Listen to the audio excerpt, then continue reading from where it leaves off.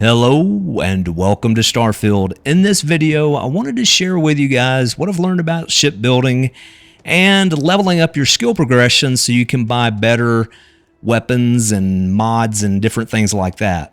Now, it's a week into the game and I finished up the main story and I'm sort of at a point I got to decide which way I'm going to go. So I wanted to share with you guys some information.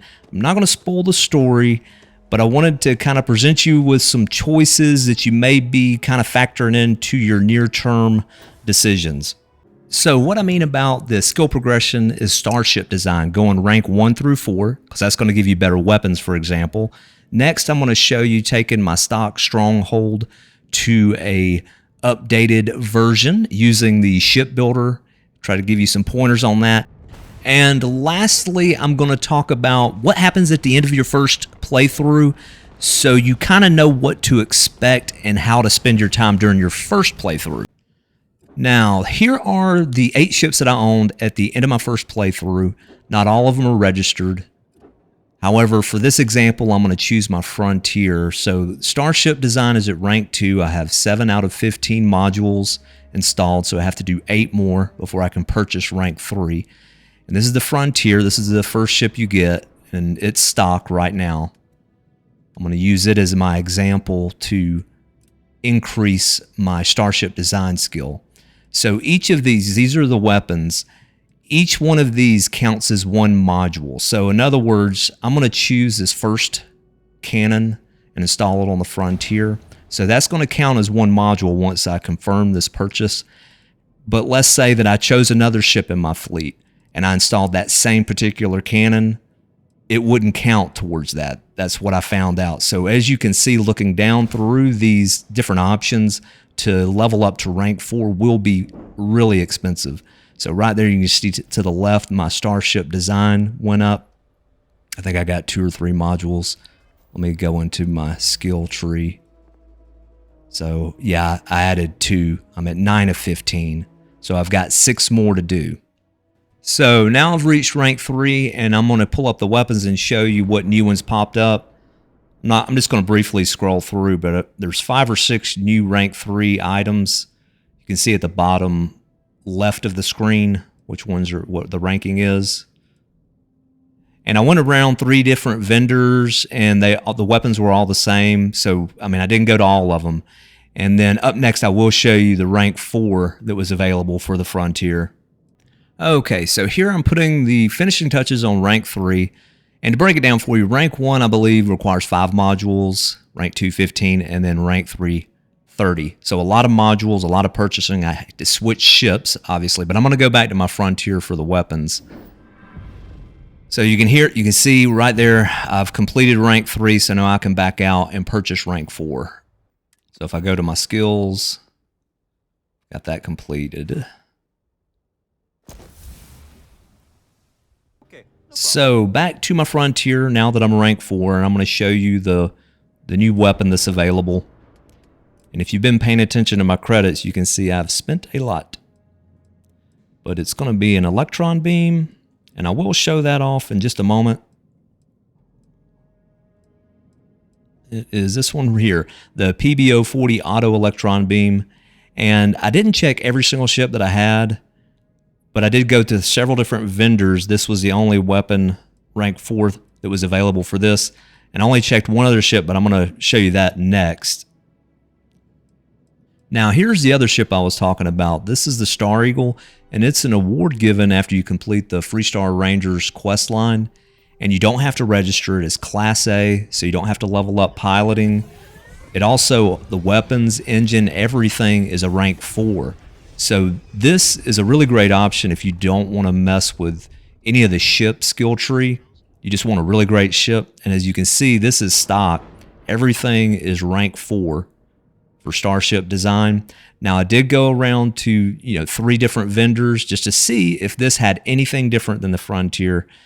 It had the electron beam, the same weapon, so you could swap that out if you wanted to reach rank 4 and upgrade the ship. But as far as reactor, anything else, it had one other option, but it really didn't improve this. This is ready to go bone stock.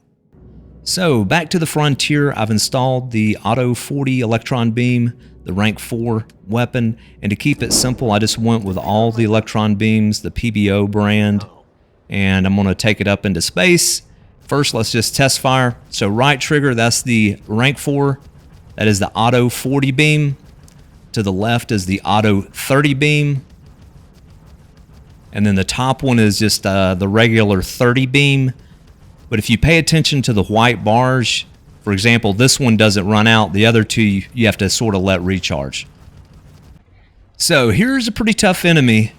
I'm in my Frontier, and I'm hitting him with the Auto 30. That's the left trigger. That's one of the lower level beams. And then next up, I'm going to hit him with the lowest one, just the regular 30.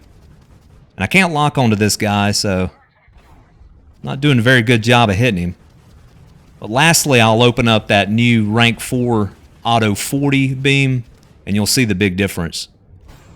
And like I said, I do most of my fighting in the Star Eagle, so this Frontier is just a bit different. So here's the first volley with the 40. Have to let it charge, but the second one does the job. So let's briefly go over shipbuilding. So this is my upgraded stronghold. I changed the color, added 2 engines and 4 cargo containers, and deleted some cosmetic stuff. But I want to show you the error messages and sort of how they work. So I duplicated a cargo container, I placed it there, and I got an error message in the bottom right. Now, sometimes that doesn't matter. If you balance it out, that'll go away. But if it's in a place to where it will not go, when I balance the other side out, you can see I still have the error flight check message. Now, if you have the yellow warning, that's fine. That just pertains to your cargo hold. Now, the next thing I want to illustrate is the vendors have different products. So right here, I'm trying to duplicate these radiators because I want one more. But I have to go to New Atlantis where they sell them, where I can duplicate them. So I have 3 of them there. And you notice that the ship looks different. I'm going to illustrate that in just a second. So up next, I'm looking through all the different options, cockpits, engines, fuel tanks, but I'm going to focus on habitats. And this is at New Atlantis, so you can see different vendors. It doesn't carry the Hope Tech products, so I'm going to have to go over to Aquila City. And the reason why I'm showing you this is the reason why this thing is so tall and ugly is I added 3 cargo containers on each side just to show sometimes you have to play around with the configuration and get the balance right for it to not give you the error message. So anyways, if you go off to the side of this ship, I can pull up my habitats. Now this is at Aquila City. You can see I have all the Hope Tech products. So if you're interested in putting in your workbenches on your ship, this would be what you're going to use. So you got all your Hope Tech products. You have different options, 1x1, 2x1, 3x1. Now I just duplicated what came on the ship to make that tall structure. I'm using a Hope Tech Workshop 2x1. This has all your benches. But I'm going to come over here and I'm going to show you how to change the option of the Hope Tech. So I've got the 2x1, and if I hit my D-pad, I can go to Armory, Captain's Quarter, Computer Core, Control Station, Infirmary, Living Quarters, Science Lab, Workshop. That's going to have your benches.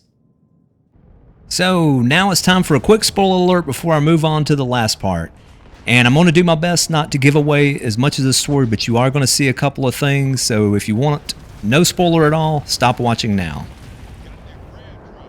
So at the end of the main story, you're going to have 2 options. You can either move forward and lose all your possessions, or you can stay back, keep everything, keep working on the side activities that you haven't completed. But if you move forward, you're going to lose all your credits, all your gear, all of the ships. Now you will start off with a new ship and a new spacesuit, but everything else you're going to have to start over on. So you really need to, if you're going to level up your skill tree for the ships, spend those credits on those modules before moving on. And then 2, if you're shipbuilding, I wouldn't waste a lot of time building the ship, because if you plan on moving forward, you're not going to keep that ship. So just kind of keep it basic. The other thing I wanted to point out is whenever I popped into New Atlantis, I noticed some new Class C ships that I had never seen before. However, I didn't have any credits, so I can't buy them and test them out. So that's sort of the point I made at the beginning at, how do you want to move forward? Of course, I got both saves, but it's like how you want to spend your time. So anyways, that's the reason why I made the video. So that's going to wrap up this video. Sorry I went a little longer than expected, but hopefully you enjoyed it, got some useful information out of it.